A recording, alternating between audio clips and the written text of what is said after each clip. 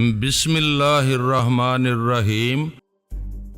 ان دونوں نے پھر خیال خوانی کی پرواز کی لیکن بھٹک کر واپس آ گئے۔ خیال خوانی کرنے والوں کو مرنے والے کے مردہ دماغ میں جگہ نہیں ملتی۔ اس دنیا میں پارس کہیں بھی زندہ چھپا ہوتا تو خیال خوانی کی لہریں اس کے اندر پہنچ جاتی۔ بلی اور پورس بار بار اس کے لب و لہجے کو گرفت میں لے کر زندہ پارس کے زندہ دماغ کو تلاش کرتے رہے لیکن وہ نہ ملا۔ یہ ثابت ہو گیا کہ وہ گلے میں پھندا ڈال کر خودکشی کر چکا ہے۔ بلی نے کہا، پورس یہ کیا ہو گیا؟ وہ احمق تو ہماری توقع سے زیادہ غیرت مند نکلا۔ میری بے وفائی برداشت نہ کر سکا اور تمہارے مقابلے میں کمتر ہو کر منہ چھپا کر دنیا سے چلا گیا۔ پورس نے کہا، میں چاہتا تھا وہ ہمیشہ مجھ سے کمتر رہے لیکن یہ نہیں چاہتا تھا کہ مر جائے۔ ویسے اس نے مر کر بزدلی دکھا کر یہ ثابت کر دیا ہے کہ میرے مقابلے میں کھڑا رہنے کے بھی قابل نہیں تھا۔ تو عجب ہے کہ کیا اس کی چال بازیوں اور مکاریوں کا ذخیرہ ختم ہو چکا تھا۔ بلی نے خیال خوانی کے ذریعے مجھے مخاطب کر کے کہا، آپ کے لیے بہت بری خبر ہے، پارس نے خودکشی کر لی ہے۔ میں نے کہا، میرا بیٹا اتنا بزدل نہیں ہے کہ خودکشی کرے۔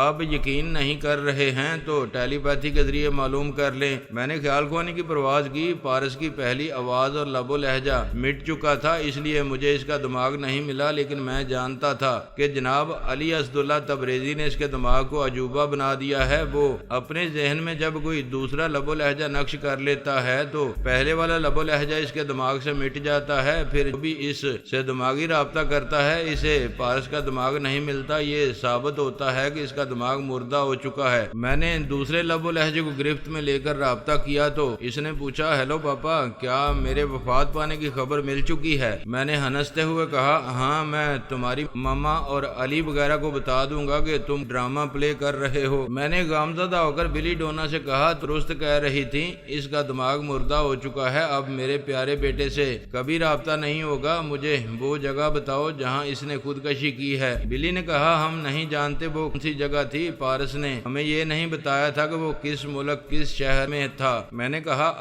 اب تو ساری دنیا کے شہروں اور مکانوں میں ڈھونڈنا ہوگا۔ پتہ نہیں اس دنیا کے کتنے مکانوں میں کتنے جوان پھندے سے لٹک رہے ہوں گے۔ اگر پارس نے پڑوسیوں اور محلے والوں کو اپنا اصلی نام اور پتہ نہیں بتایا ہوگا تو پھر وہ لوارث کے طور پر دفنا دیا جائے گا، ہمیں اس کی لاش بھی نہیں ملے گی۔ مجھے بیٹے کی خاطر تھوڑا ڈرامہ کرنا پڑا، پھر میں بلی کے پاس سے چلا آیا۔ پورس نے بڑی کامیابی حاصل کی تھی۔ اس نے تمام ٹیلی پیتھی جاننے والوں سے بلی کو یاد دلانے کے لیے 4 دنوں کے بعد ایسے وقت اس پر تنویمی عمل کیا تھا جب کوئی دشمن اس کے دماغ میں نہیں تھا لیکن دوست تھا۔ پارس ابتدا سے پورس کی اسٹڈی کر رہا تھا، یہ دیکھتا اور سمجھتا آ رہا تھا کہ پورس مجھ سے اور میری فیملی سے کیوں کترا رہا ہے، پھر وہ بلی ڈونا کے ذریعے احسان کرنے کی ابتدا کیوں کر رہا ہے۔ پارس نے بھی احسان کے بدلے احسان کیا لیکن ایک دوسرے کے ساتھ احسانات کے پیچھے دوسرا کھیل تھا۔ پورس اس طرح بلی ڈونا کے ذریعے پارس سے اتنے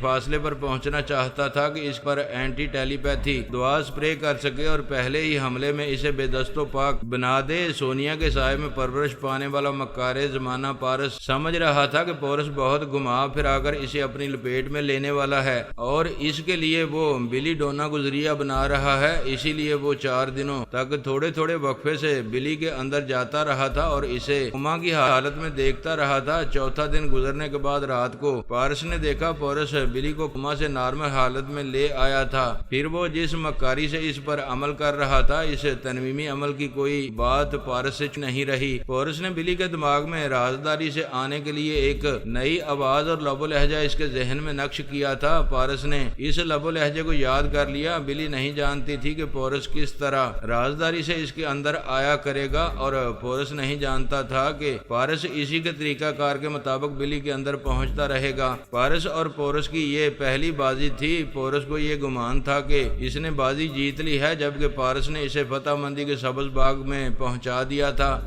فہمی ایسے وقت لاپتہ ہوئی تھی جب آمنہ مجھے اس طلسمی کمرے سے باہر نکالنے آئی تھی۔ ایسے وقت علی، پارس، سلطانہ اور سلمان وغیرہ کے ساتھ فہمی بھی میرے دماغ میں تھی۔ وہ سب میرے لیے پریشان تھے اور دیکھ رہے تھے کہ آمنہ مجھے کس طرح اس کمرے سے نکال کر کہاں پہنچانے والی ہے۔ آمنہ اور فہمی لاہور والی ایک کوٹھی میں تھیں۔ اس کوٹھی کا ایک کمرہ آمنہ کی عبادت کے لیے مخصوص تھا۔ وہ مراقبے میں جانے سے پہلے کمرے کے دروازے کو اندر سے بند کر لیتی تھی۔ فہمی فہمی دوسرے کمرے میں تھی اور خیال خوانی کے ذریعے دیکھ رہی تھی۔ آمنہ روحانی قوت کے ذریعے میرے پاس طلسمی کمرے کے اندر پہنچی ہوئی ہے۔ میں ایک نورانی سراپا کو دیکھ رہا تھا، وہ سراپا جیسے ہی بند دروازے کے پاس گیا وہ دروازہ ایک دھماکے سے ٹکڑے ٹکڑے ہو گیا تھا اور میں اس طلسمی کمرے سے باہر نکل آیا تھا۔ ایسے ہی وقت فہمی نے اپنے کمرے میں ایک عجیب سی بو محسوس کی، پھر اس سے پہلے کہ وہ سنبھلتی اور خیال خوانی کے ذریعے علی کو خطرے سے آگاہ کرتی وہ چکرا کر گر پڑی۔ اس کے بعد وہ اٹھ نہ سکی، بے ہوش ہو گئی۔ علی یہی سمجھ رہا تھا کہ فہمی بھی اس کی طرح میرے دماغ میں ہے اور ایک بستی کے ریسٹ ہاؤس میں پہنچے اور اسٹون ہارٹ کو زخمی کرنے کا تماشا دیکھ رہی ہے۔ جب میں بستی کی ایک گاڑی میں بیٹھ کر اصفہان کی طرف جانے لگا تب علی نے میرے دماغ سے نکل کر فہمی کو مخاطب کیا۔ اس وقت خیال خوانی کی لہروں نے بتایا کہ فہمی کا دماغ بے حس ہے، یعنی وہ بے ہوش ہے۔ اس نے فوراً ہی آمنہ کو مخاطب کیا، ماما فہمی بے ہوش ہو گئی ہے، آپ اس کے کمرے میں جائیں۔ آمنہ فوراً ہی اٹھ کر دروازہ کھول کر تیزی سے چلتی ہوئی اس کے کمرے میں پہنچی۔ ہونے والی بہو وہاں نہیں تھی، کوٹھی کے کسی حصے میں نہیں تھی، اسے اغوا کر لیا گیا تھا۔ وہ دوڑتی ہوئی اپنے کمرے میں آئی، دروازے کو اندر سے بند کیا، پھر عبادت کی جگہ دو زانوں بیٹھ کر سر جھکا کر اس نے آنکھیں بند کر لیں اور تبریزی صاحب کو یاد کیا۔ انہوں نے کہا، آمنہ میں نے تمہیں سمجھایا تھا کہ دنیا کے مسائل میں نہ الجھو، تم نے اس کالا عمل جاننے والی ہمزاد بننے والی کے ایک جادو کا توڑ کیا۔ اس نے انتقاماً فہمی کو اغوا کیا ہے۔ اس دنیا میں ازل سے کیا ہو رہا ہے، کوئی کسی سے کچھ چھین رہا ہے، کوئی کسی سے جھپٹ رہا ہے اور جب تک یہ دنیا ہے تب تک یہی ہوتا رہے گا۔ یہ قدرت کا قانون ہے کہ وہ انسانوں کے مسائل بیٹھے بٹھائے حل نہیں کرتی، انسان اپنے عمل اور جہاد سے مسائل حل کرتا ہے، جو نہیں کرتا وہ محتاج بن کر رہ جاتا ہے، دوسروں کا سہارا ڈھونڈتا ہے۔ تمہارا مجازی خدا فرحات علی تیمور کیا محتاج تھا؟ کیا وہ پہلے کبھی کسی کا سہارا ڈھونڈتا تھا؟ نہیں، وہ شیر کالے جادو سے اور شیطانی قوتوں سے تنہا ٹکرا کر انہیں پاش پاش کر دیتا تھا۔ جب سے تم نے روحانی قوتیں حاصل کی ہیں تب سے وہ انسانی قوتوں سے لڑتا ہے، لیکن شیطانی قوتوں کے مقابلے میں تمہیں پکارتا ہے۔ آمنہ نے کہا، میں شرمندہ ہوں، وہ میرے مجازی خدا ہیں۔ میں انہیں مصیبت میں دیکھ کر بے اختیار انہیں طلسمی کمرے سے نکالنے چلی گئی تھی۔ آئندہ آپ کی اجازت کے بغیر کبھی روحانی قوتوں کو استعمال نہیں کروں گی۔ بعض اوقات انسان شیطانی چکروں میں پھنس کر بہت مجبور ہو جاتا ہے، اپنی تمام صلاحیتوں اور قوتوں کے باوجود چکروں سے نکل نہیں پاتا۔ ایسا برا وقت آئے تو ہم اپنوں کے کام ضرور آئیں گے، فی الحال فہمی کی فکر نہ کرو، عبادت میں مصروف رہو۔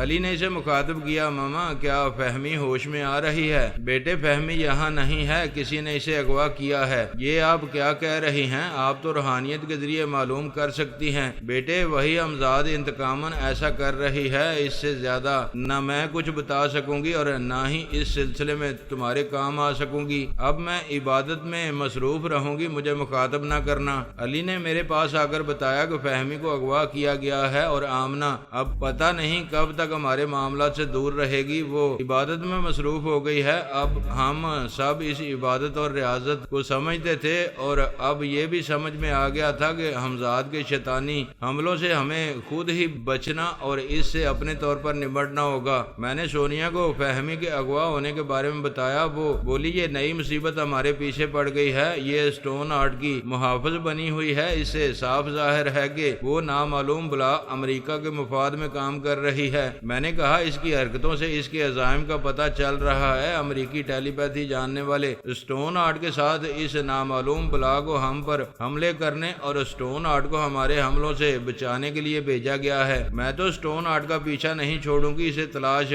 کیا جا رہا ہے، صبح تک ضرور میرے شکنجے میں ہوگا۔ میں اس نامعلوم بلا سے فہمی کے سلسلے میں ابھی بات کروں گا۔ علی نے پوچھا، پاپا آپ اس بلا سے رابطہ کیسے کریں گے؟ میں نے علی سے کہا، میں شیریں کے پاس جا رہا ہوں، بھی آؤ۔ میں شیریں کے خوابیدہ دماغ میں پہنچ کر بولا، شیریں تم نے ایک بار اپنے باپ سے کہا تھا کہ تمہارے ہمزاد ٹیلی پیتھی نہیں جانتی ہے، وہ سچ مچ ہمزاد ہے، تم ٹیلی پیتھی نہیں جانتی ہو، لیکن جب چاہو ہمزاد کو آواز دے کر بلا سکتی ہو، پلیز ابھی اسے بلاؤ۔ نیند کی حالت میں اس کے ہونٹ ہلنے لگے اور وہ بولنے لگی، اے میری ہمزاد تم کہاں ہو، میرے پاس آؤ۔ چند سیکنڈ کے بعد ہی شیریں کے دماغ میں ہمزاد کی آواز سنائی دی، کیا بات ہے شیریں، مجھے کیوں یاد یاد کر رہی ہو اور وہ بھی نیند کی حالت میں؟ شیری نے کہا میں نے جس ہستی کو باپ بنا کر اپنے گھر میں رکھا ہے اس نے فرمائش کی ہے کہ میں تمہیں بلاؤں۔ اچھا تو فرحاد علی تیمور ابھی تمہارے دماغ میں ہے؟ میں نے کہا ہاں میں موجود ہوں، ان سے پوچھ رہا ہوں کہ ہم سے خواہ مخواہ دشمنی کیوں کر رہی ہو؟ اسٹون آرٹ میرا اعلی کار ہے، تم اس سے دشمنی نہ کرو، میں تم سے دشمنی نہیں کروں گی۔ اس کا مطلب ہے تم امریکہ کے لیے کام کر رہی ہو، ایران سے تمہاری کیا دشمنی ہے؟ میں نے تو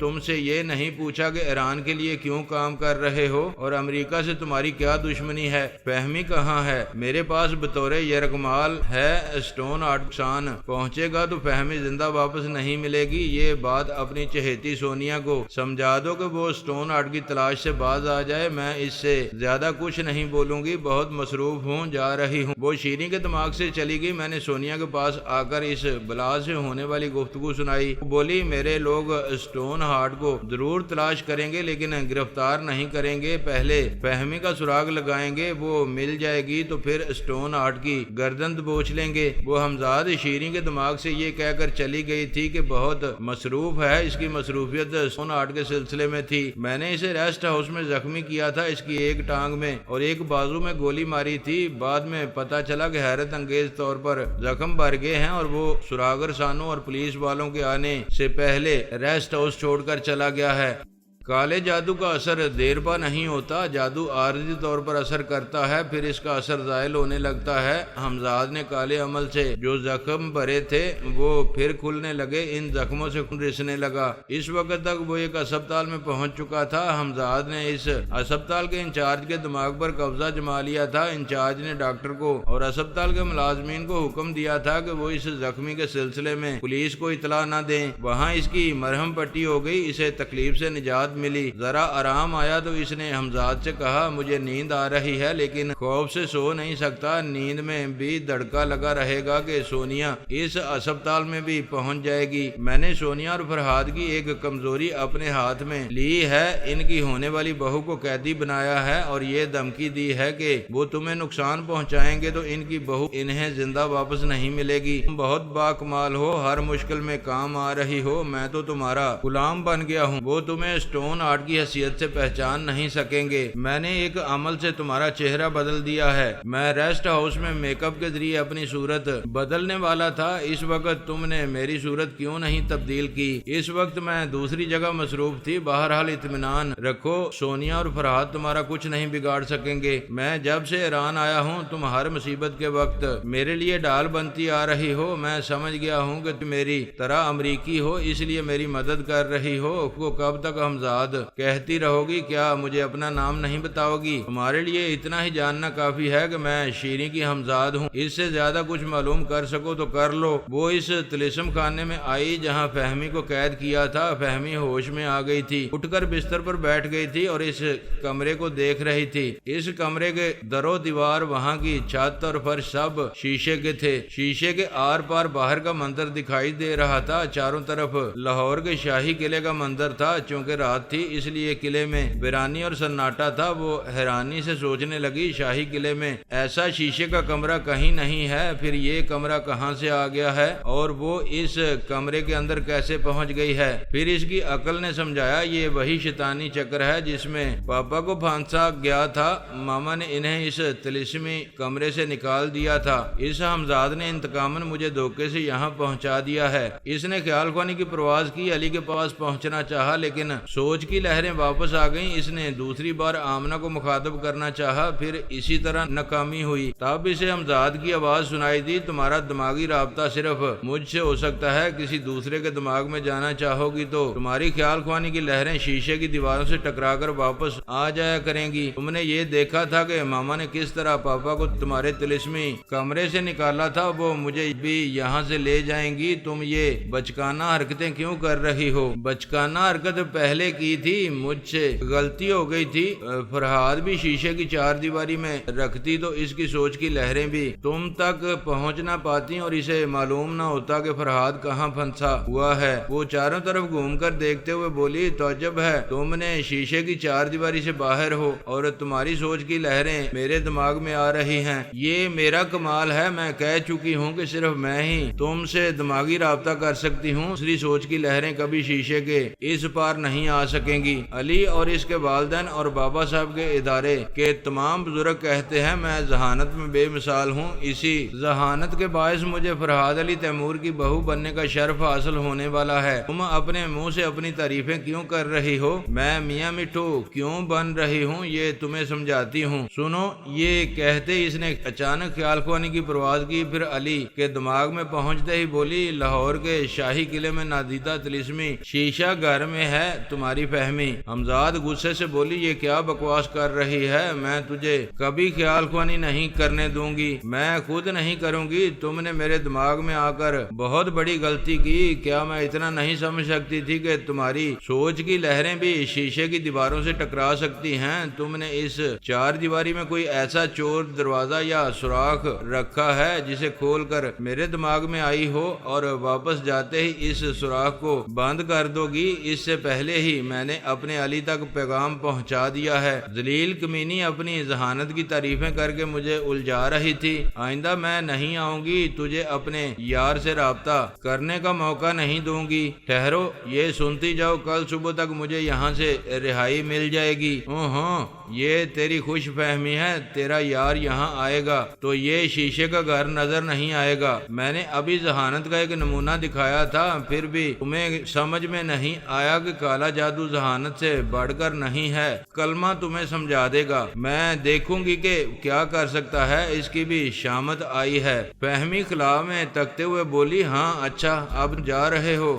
اب اسے باتوں میں نہ الجھاؤ۔ اچھا، خدا حافظ۔ حمزاد چیخ کر بولی کیا وہ تمہارے دماغ میں پہنچا ہوا تھا؟ ہاں، تم نے مجھے خیال خوانی سے روک دیا تھا، مگر یہ بھول گئی کہ وہ میرے اندر آ کر تمہاری باتیں سن رہا ہے اور یہ اس طلسم خانے کا جغرافیہ معلوم کر رہا ہے۔ وہ ایک لمحہ بھی ضائع کیے بغیر فہمی کے دماغ سے چلی گئی۔ یہ بات عقل میں آنے والی تھی کہ حمزاد نے اپنی سوچ کی لہروں کے لیے کوئی چور راستہ بنایا ہوگا یا شیشے کی دیوار میں کالے عمل سے سوراخ کر کے آئی ہوگی اور واپس جاتے وقت اس سوراخ کو بند کر دیا ہوگا۔ بہرحال فہمی نے بھرپور ذہانت کا ثبوت دیا تھا۔